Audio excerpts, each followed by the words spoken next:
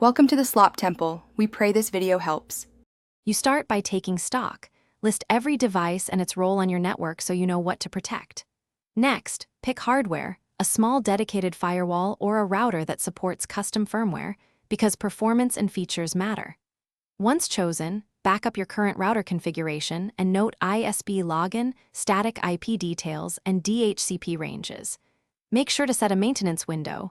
You will reboot services. This prevents accidental downtime and keeps rollback options ready. Now you build segmentation. Create VLAN for guest, EOT, trusted devices, and management so lateral movement is limited. Assign each VLAN a subnet and enable DHCP with reservations for key devices. Then write firewall rules from broad to specific.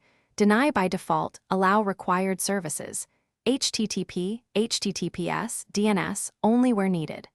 Once done, apply NAT and interVLAN policies, testing with a device in each VLAN. Make sure to log denied traffic and tune rules after real-world use. You finish by hardening management access. Change default ports, enable two-factor authentication, and restrict admin access to specific IPs. Then enable automatic firmware updates, scheduled backups, and optional IPS or IDS for threat detection.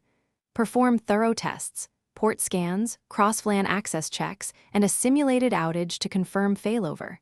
If something goes wrong, check logs first, match timestamps to recent changes, then roll back the last